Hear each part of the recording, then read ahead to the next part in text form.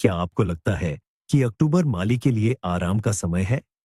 जब फसल कट जाती है, तो क्या आप राहत की सांस ले सकते हैं और वसंत तक बगीचे को भूल सकते हैं? लेकिन ऐसा नहीं है।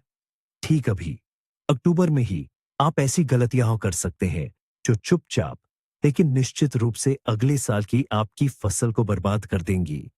आज हम आपके आने वाले बगीचे के ऐसे 10 खामोश हथियारों के बारे में जानेंगे और मैं वादा करता हूं, उनमें से कुछ आपको सचमुच हैरान कर देंगे।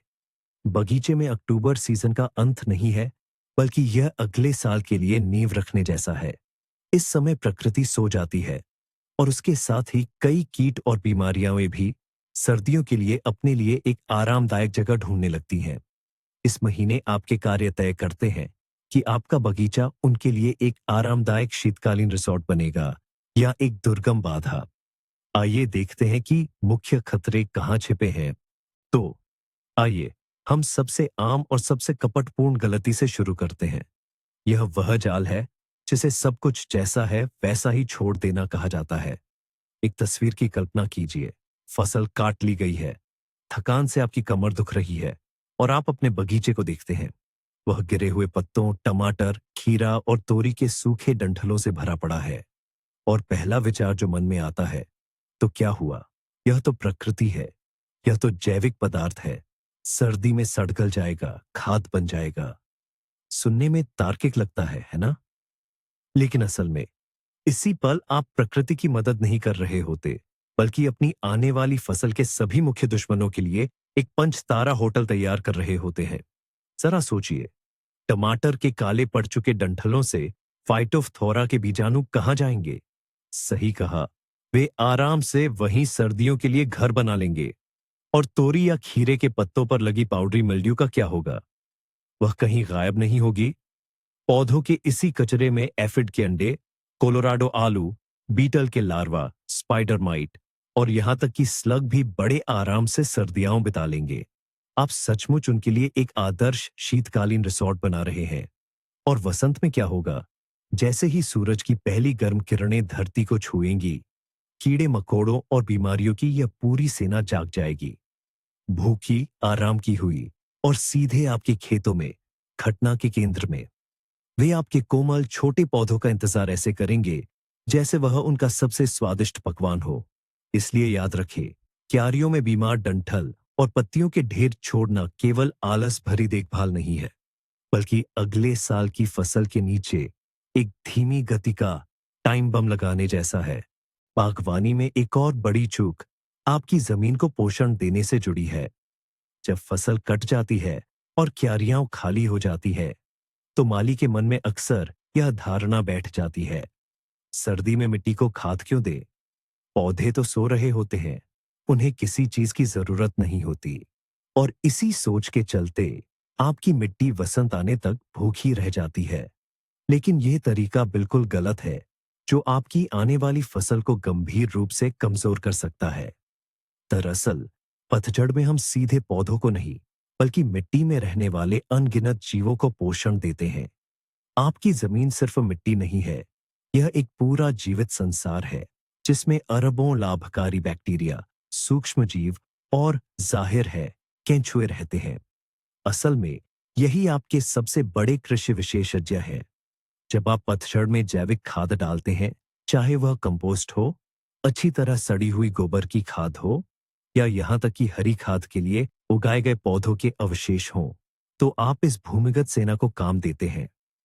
उनके पास पूरी सर्दी होती है ताकि वे इस जैविक पदार्थ को धीरे धीरे लेकिन लगातार ह्यूमस में बदल सकें। वे इसे उन आसानी से उपलब्ध होने वाले पोषक तत्वों में परिवर्तित कर देते हैं जिनकी आपके पौधों को वसंत में सबसे ज्यादा जरूरत होगी। वसंत में जब आपका बाग जागता है, तब तक मिट्टी पूरी तरह से तैयार, जीवन से भरपूर और युवा अंकुरों को अपनी सारी ताकत देने के लिए सक्षम होगी। लेकिन अगर आप खाद डालने का काम बसंत तक के लिए टाल देते हैं, तो पौधों को तब तक इंतजार करना पड़ेगा जब तक खाद अपना असर दिखाना शुरू न कर दे। इसलिए पतझड़ में मिट्टी को खाद देना उसकी उर्वरता में एक दीर्घकालिक निवेश है। अब बात करते हैं कटाई छंटाई की, और यही एक और आम गलती हमसे हो जाती है। अक्टूबर में जब पेड़ पौधों से पत्ते झड़ जाते हैं, तो मन करता है कि कैंची या प्रूनर उठाएं और सफाई कर दें। सारी सूखी, कमजोर और इधर-उधर फैली हुई टहनियों को काट डालें। हमें लगता है कि हम पौधे को सर्दियों से पहले अतिरिक्त बोझ से छुटकारा दिलाकर उसकी मदद कर रहे हैं। लेकिन इस परफेक्शन की चाहत में हम एक ऐसी घातक गलती कर बैठते हैं जो हमें अगले पूरे साल फूलों से महरूम कर देती है। दरअसल बहुत सारी सजावटी झाड़ियां पिछले साल की टहनियों पर ही फूल देती है। इसका मतलब क्या है? इसका मतलब है कि फूलों की कलियां जिनसे वसंत या गर्मियों की शुरुआत में खूबसूरत फूल खिलेंगे, वे पहले से ही उन टहनियों पर बन चुकी होती है जो इस साल बढ़ी हैं। और अगर आप उन्हें बिना सोचे समझे पतझड़ में काट देते हैं, तो आप अपने ही हाथों से आने वाले सारे फूलों को खत्म कर देते हैं। इसका सबसे बेहतरीन उदाहरण है बड़ी पत्ती वाला हाइड्रेंजिया। अगर आप इसकी टहनियों को पतझड़ में काट देते हैं, तो अगले साल आपको इसके खूबसूरत बड़े बड़े फूल देखने को नहीं मिलेंगे। यह तय है। यही बात फोर्सीथिया, स्पाइरिया की कई किस्मों, वीगेला और ड्यूटजिया पर भी लागू होती है। इन पौधों की कटाई छंटाई सख्ती से फूल आने के बाद, यानी गर्मियों में ही की जाती है। इनके लिए पतझड़ की कटाई छंटाई देखभाल नहीं, बल्कि बर्बादी है। इसलिए प्रूनर या कैंची उठाने से पहले 100 बार ये सुनिश्चित कर ले कि आपकी झाड़ी किन टहनियों पर फूल देती है, वरना एक फूलों से भरे बगीचे की बजाय आपको सिर्फ हरे पत्ते ही मिलेंगे। अब आइए बात करते हैं एक ऐसे दुश्मन की जिसे अक्टूबर में कई लोग बस नजरअंदाज कर देते हैं। ये हैं खरपतवार। लगता है कि इनका क्या बिगड़ जाएगा, जल्द ही पाला पड़ेगा और ये बथुआ, धूप घास और मौकरी जैसी खरपतवार बस जम जाएंगी। हम आराम कर सकते हैं और निराई गुड़ाई का काम वसंत तक के लिए छोड़ सकते हैं। क्या यह तर्क संगत है? अफसोस, बिल्कुल नहीं। यह एक और गंभीर गलती है जो अप्रैल में आपके लिए एक असली सिरदर्द बन जाएगी। दरअसल आप पौधों के ऊपरी हिस्से को देखते हैं, जबकि असली समस्या उनकी जड़ों में है, या यूं कहें कि उनके बीजों में। ज्यादातर वार्षिक खरपतवार अक्टूबर तक अपना मुख्य काम पूरा कर चुकी होती है। वे हजारों, बल्कि लाखों की संख्या में बीज बिखेर चुकी होती है। ये बीज वाकई जीवन रक्षा कवच होते हैं। इन्हें न तो पाले का डर लगता है और न ही बर्फ की परत का। ये पूरी सर्दी मिट्टी में आराम से पड़े रहेंगे और वसंत में जैसे ही जमीन गर्म होगी, ये एक घने गहरे कालीन की तरह उग आएंगे। और वे आपके बोए हुए पौधों से कहीं पहले उगेंगे। वे आपकी आने वाली गाजर और चुकंदर से कीमती नमी और पोषक तत्व तब तक छीनना शुरू कर देंगे जब तक आप कुछ बो भी न पाए। पतझड़ की निराई गुड़ाई मुरझाते हुए पौधों से लड़ने के लिए नहीं है। ये अगले साल के लिए खरपतवार के बीज भंडार को नष्ट करना है। अक्टूबर में 1 घंटा खर्च करके आप वसंत में दर्जनों घंटे बचाएंगे। अभी जड़ से उखाड़ा गया हर पौधा अगले सीजन में सैकड़ों, बल्कि हजारों खरपतवारों को कम करेगा। आइए बात करें आपके भरोसेमंद साथियों, यानी बागवानी के औजारों के बारे में। एक पूरे व्यस्त मौसम के बाद फावड़े, खुरपी, प्रूनर और रेक जैसे औजारों का अक्सर बुरा हाल होता है। इन्हें यूं ही मिट्टी के ढेलों और पौधों के अवशेषों के साथ शेड में या किसी कोने में छोड़ दिया जाता है। यह गलती छोटी लग सकती है, सोचते हैं अगली बार साफ कर लेंगे, लेकिन असल में यह आपके औजारों और पौधों दोनों के लिए एक धीमी मौत का कारण बन सकता है। सबसे पहले गंदगी और नमी जंग लगने के लिए एकदम सही माहौल बनाते हैं। लंबी गीली सर्दियों में धातु पर लगी मिट्टी नमी को रोके रखती है और अगली बसंत तक आपको अपनी पसंदीदा खुरपी या प्रूनर पर जंग के लाल धब्बे दिख सकते हैं। जंग न सिर्फ औजार की सुंदरता खराब करती है, बल्कि यह धातु को कमजोर कर देती है, जिससे धारें कुंद और नाजुक हो जाती हैं। ऐसे औजार से काम करना मुश्किल और अप्रभावी हो जाता है। लेकिन एक दूसरी, इससे भी ज्यादा गंभीर समस्या है। मिट्टी और पौधों के अवशेषों पर फंगल रोगों के बीजाणु स्पोर्स पनप सकते हैं, जैसे कि फाइटोफथोरा, पाउडरी मिल्ड्यू या रस्ट। अगली बसंत में आप इसी निर्दोष से दिखने वाले प्रूनर को उठाएंगे, एक स्वस्थ पेड़ या गुलाब की झाड़ी की छंटाई शुरू करेंगे और अनजाने में खुद ही उस पर संक्रमण फैला देंगे। असल में आपका औजार संक्रमण फैलाने वाली सिरिंज बन जाएगा। इसलिए एक साधारण नियम है, औजारों को साफ करना, सुखाना और उनके धारदार हिस्सों को कीटाणु रहित करके तेल लगाना। ये कोई फालतू काम नहीं, बल्कि आपके बगीचे के स्वास्थ्य और औजारों की लंबी उम्र की गारंटी है। अब बात करते हैं आपके बगीचे के हरे भरे कालीन की, यानी आपके लॉन की, अगर वह आपके पास है तो। अक्टूबर आते आते घास की बढ़ोतरी लगभग रुक जाती है और ऐसा लगता है कि अब इसे वसंत तक किसी देखभाल की जरूरत नहीं है। और यहीं पर कई लोग एक बड़ी गलती कर बैठते हैं। वे अपने लॉन को गिरी हुई पत्तियों की मोटी चादर के नीचे सर्दियों में छोड़ देते हैं। एक पल को यह स्वाभाविक लग सकता है, जैसे जंगल में होता है, लेकिन आपका लॉन जंगल नहीं है और ऐसी देखभाल उसे पूरी तरह से नष्ट कर सकती है। जरा सोचिए क्या होता है। गीली पत्तियों की मोटी घनी परत घास तक हवा और धूप की पहुंच को पूरी तरह से रोक देती है। इस परत के नीचे लॉन घुटना शुरू हो जाता है। यह फफूंद और कवक रोगों के विकास के लिए एक आदर्श नम और गर्म वातावरण बन जाता है, खासकर स्नो मोल्ड या हिम फफूंद के लिए। यह एक तरह की भूरी या गुलाबी रंग की जाली होती है, जो वसंत में बर्फ पिघलने के बाद आपके लॉन पर बदसूरत खाली धब्बों के रूप में दिखाई देगी। ये पत्तियां एक दबी हुई मोटी परत बना देती हैं, जो घास को सांस लेने से रोकती है। नतीजा ये होता है कि वसंत तक आपको एक हरा भरा लॉन नहीं, बल्कि धब्बेदार, कमजोर और सड़ी हुई, मरी हुई घास से भरा मैदान मिलता है। ऐसे लॉन को फिर से ठीक करना लंबा और मुश्किल काम होगा। इसलिए पतझड़ का आखिरी प्रयास यह है कि आप रेक रेक उठाए और लॉन से गिरी हुई सभी पत्तियों को अच्छी तरह से साफ करें। इससे उसे सांस लेने में मदद मिलेगी और वह सुरक्षित रूप से सर्दियों को पार कर पाएगा। पौधों की बुवाई से जुड़ी सातवीं बड़ी गलती यह है कि अक्टूबर का महीना वैसे तो कई फसलों के लिए बेहतरीन होता है। ऐसे में सर्दियों से पहले लहसुन, छोटे प्याज या ट्यूलिप और डैफोडिल के पौधे लगाने का मन करता है। और यहीं छिपा है एक बड़ा धोखा, गलत समय पर बुवाई करना।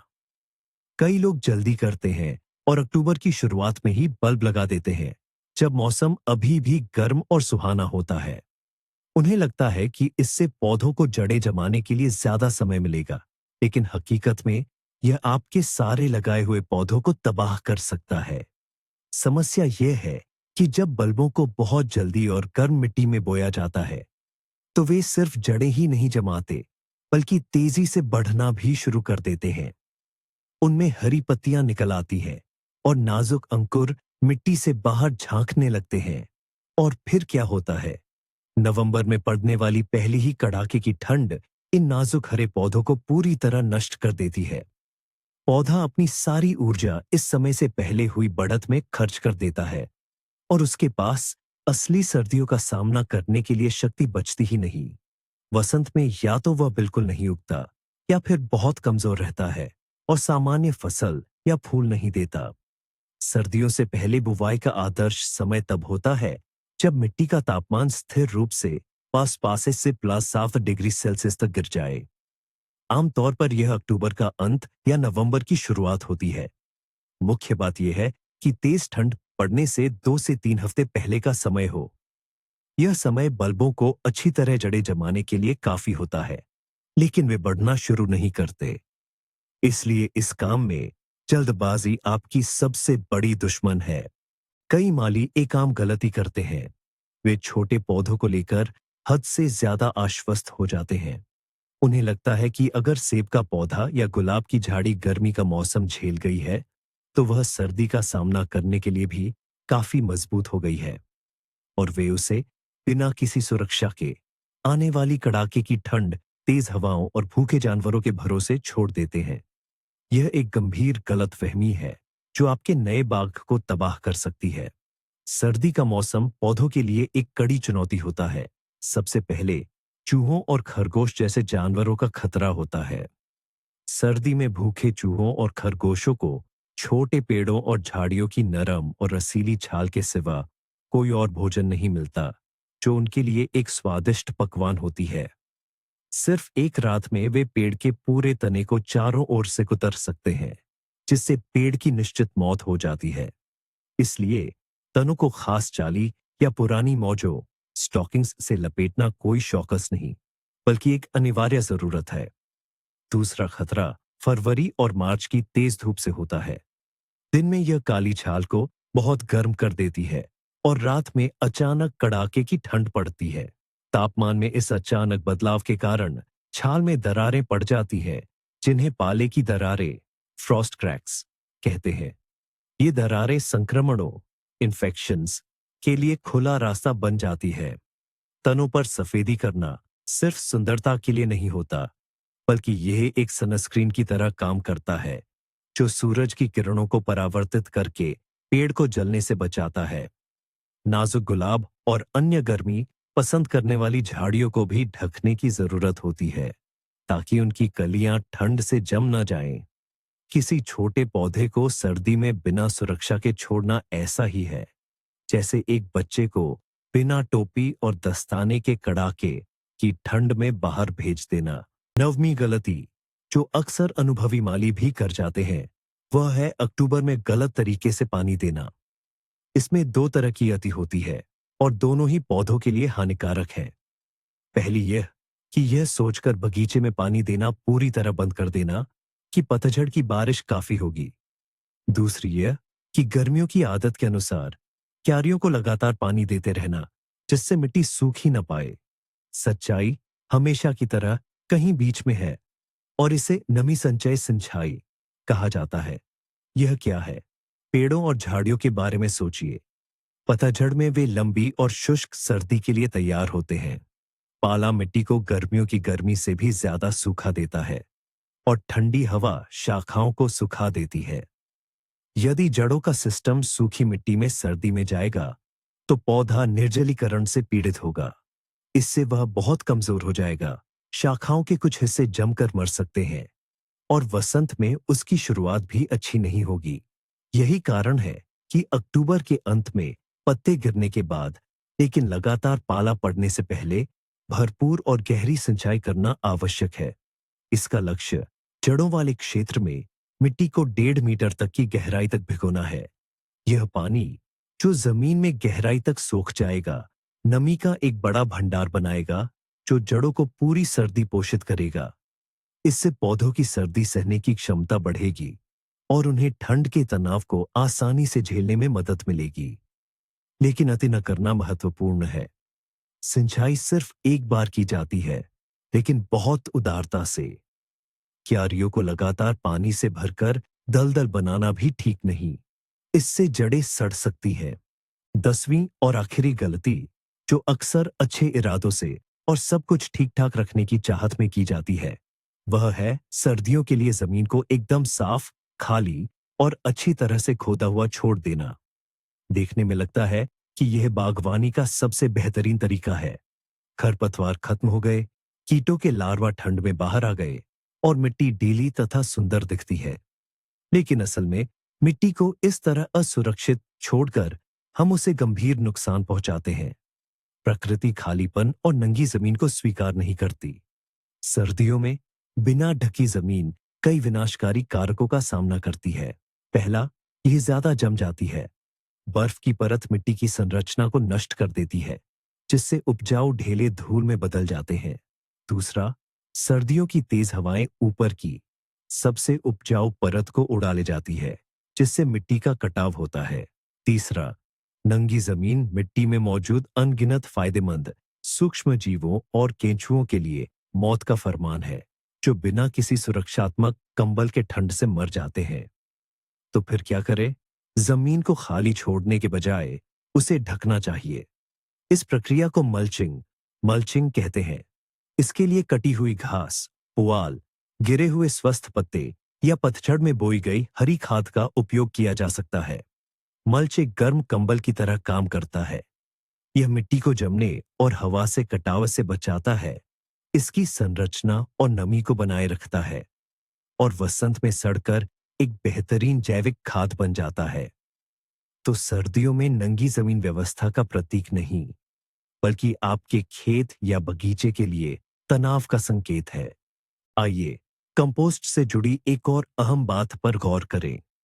बहुत से बागवानी करने वाले अपनी क्यारियों को साफ करने के बाद इकट्ठा की गई सभी पत्तियों, पौधों के बचे हुए हिस्सों और अन्य वानस्पतिक अवशेषों को कंपोस्ट के ढेर में डाल देते हैं।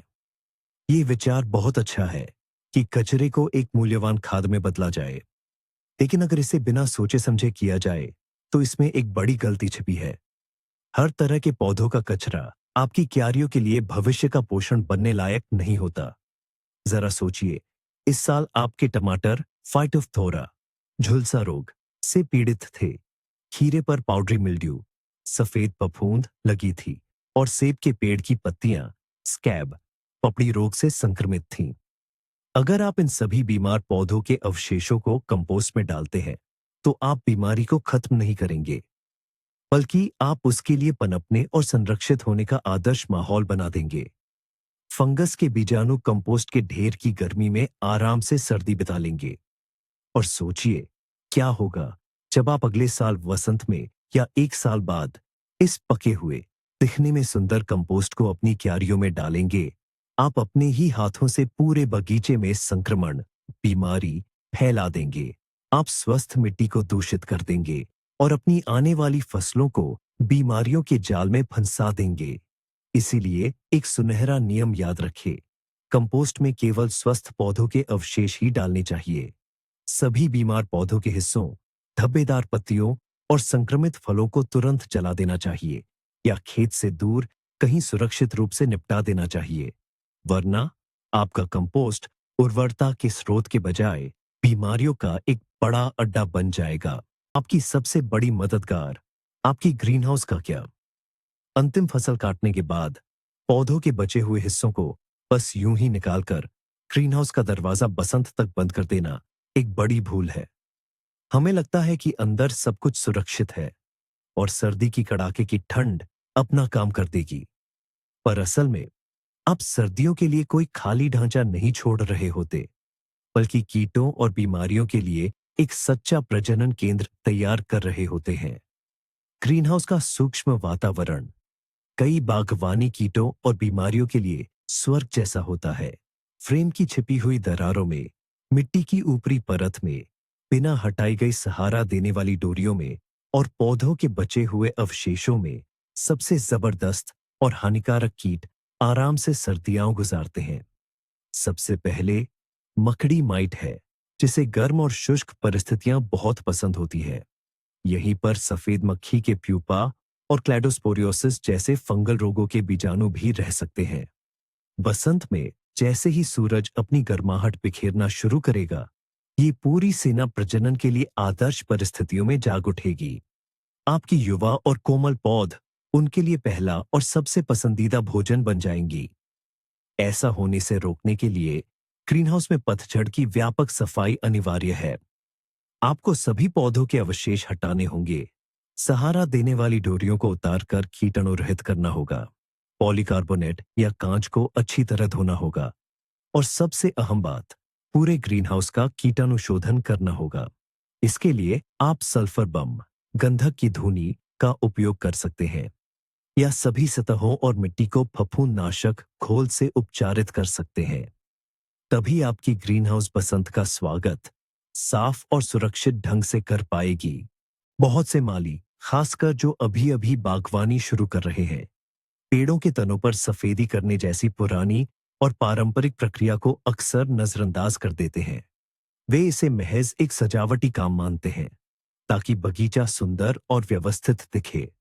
कुछ लोग सोचते हैं कि ये उन कीड़ों से बचाव है जो तने पर रेंगते हैं, लेकिन शरद ऋतु में सफेदी करने का असली और बेहद महत्वपूर्ण उद्देश्य कुछ और ही है, और इस प्रक्रिया को नजरअंदाज करना आपके पेड़ों को गंभीर नुकसान पहुंचा सकता है।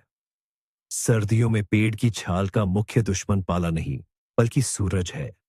ज्यादा सटीक कहें तो तापमान में तेजी से होने वाले बदलाव है। कल्पना कीजिए, फरवरी या मार्च का एक साफ दिन। सूरज पहले से ही वसंत की तरह तेज चमक रहा होता है और पेड़ के गहरे रंग के तने को, खासकर दक्षिणी हिस्से को, बहुत गर्म कर देता है। छाल के ऊतक और उसके नीचे का कैम्बियम जागृत हो जाते हैं। उनमें रस का संचार शुरू हो जाता है। और फिर रात में अचानक कड़ाके की ठंड पड़ती है। ऊतकों में मौजूद तरल पदार्थ जम जाता है, बर्फ बन जाता है और कोशिकाओं को फाड़ देता है। परिणाम स्वरूप छाल पर गहरी लंबी दरारें पड़ जाती हैं, जिन्हें पाला दरारें कहते हैं। ये दरारें सिर्फ कोई बाहरी खराबी नहीं है, ये खुले घाव हैं जिनके जरिए कवक, फंगस के बीजाणु और अन्य संक्रमण आसानी से तने में प्रवेश कर जाते हैं। सफेदी का सफेद रंग एक परावर्तक रिफ्लेक्टर का काम करता है। यह तने को सूरज की गर्मी से ज्यादा गर्म होने नहीं देता, जिससे दिन रात के तापमान में होने वाले उतार चढ़ाव कम हो जाते हैं। इस प्रकार सफेदी सिर्फ सुंदरता के लिए किया गया पेंट नहीं है, बल्कि यह एक अत्यंत महत्वपूर्ण सुरक्षा उपाय है जो पेड़ों को खतरनाक चोटों से बचाता है। एक और ऐसी गलती जो अक्सर नजरअंदाज हो जाती है, और यह तब होती है जब बाग बगीचे का सारा काम आपको लगता है कि खत्म हो चुका है। ये गलती उस उपज के भंडारण से जुड़ी है जिसके लिए आपने इतनी मेहनत की थी। आपने सुंदर सेब तोड़े, गोल मटोल आलू खोदे और तहखाने से डिब्बा बंद अचार और मुरब्बे भी ले आए। लगता है कि बस अब तो सब हो गया। लेकिन भंडारण के तरीके में की गई एक छोटी सी गलती इस बात का कारण बन सकती है कि सर्दियों के बीच तक आपको अपनी ज्यादातर मेहनत को दुख के साथ फेंकना पड़े। दरअसल हर फल और सब्जी को अपने खास और अलग भंडारण की जरूरत होती है। उदाहरण के लिए, जब सेब रखे जाते हैं तो वे एथिलीन नामक गैस छोड़ते हैं। ये गैस दूसरी सब्जियों को तेजी से पकाती है और उन्हें खराब कर देती है। अगर आप सेब को आलू के पास रखेंगे तो आलू जल्दी अंकुरित होने लगेंगे और सिकुड़ जाएंगे, और अगर उन्हें गाजर या चुकंदर के पास रखा जाए तो उनका स्वाद कड़वा हो सकता है। आलू को रखने के लिए बिल्कुल अंधेरा चाहिए, नहीं तो उनके कंधों में सोलनिन नामक जहरीला पदार्थ बनने लगता है और वे हरे हो जाते हैं। वहीं कद्दू को गर्म और सूखी जगह की जरूरत होती है, और पत्ता गोभी को ठंडी और ज्यादा नमी वाली जगह पसंद है। सारे फसल को तहखाने में बस यूं ही एक ढेर में रख देना उसे तेजी से खराब करने का एक पक्का तरीका है। इसलिए अलग अलग चीजों को साथ में रखने के नियम जानना और हर फसल के लिए सही भंडारण जोन बनाना उन्हें उगाने जितना ही अहम कदम है। और अब सबसे महत्वपूर्ण और शायद थोड़ा विरोधाभासी निष्कर्ष, अक्टूबर की सबसे बड़ी गलती है अपने बगीचे को एकदम स्वच्छ और कीटाणु रहित बनाने की कोशिश करना। हम सारे पत्ते हटा देते हैं, सूखी टहनियां और कचरा जला देते हैं, जमीन को नंगा और खोदा हुआ छोड़ देते हैं, और हमें लगता है कि हमने सब कुछ सही किया है। परंतु असल में ऐसा करके हम मिट्टी को जैविक पदार्थों से वंचित कर देते हैं, उपयोगी सूक्ष्म जीवों और कीटों को मार देते हैं, और जमीन को पाले और तेज हवाओं के सामने बेसहारा छोड़ देते हैं। प्रकृति को खालीपन और कीटाणु रहित वातावरण पसंद नहीं है। दरअसल अक्टूबर में सही देखभाल का मतलब पूरी तरह से सफाई करना नहीं, बल्कि समझदारी से तैयारी करना है। ये केवल पौधों के लिए ही नहीं, बल्कि आपके बगीचे की पूरी पारिस्थितिकी तंत्र के लिए सर्दियों के लिए सही स्थितियां बनाना है। अक्टूबर में आपके प्रयास मिट्टी के स्वास्थ्य, कीटों से बचाव और अंततः अगली गर्मियों में फूलों की भरपूर बहार और शानदार फसल के लिए एक निवेश है। वीडियो को आखिर तक देखने के लिए धन्यवाद। मुझे उम्मीद है कि यह आपके लिए उपयोगी रहा होगा। अगर ऐसा है तो वीडियो को लाइक करना और चैनल को सब्सक्राइब करना न भूलें, ताकि आप अपने बगीचे और खेत के लिए नई सलाहों को मिस न करें। और अब आपसे एक सवाल, इस सूची में से कौन सी गलती आपने सबसे ज्यादा की है बिना ये जाने कि यह गलती है? या शायद आपके पास कोई अपना 11वां बिंदु है जिसे आप साझा करना चाहेंगे? इसके बारे में टिप्पणियों कमेंट्स में लिखें। आइए मिलकर सीखते हैं।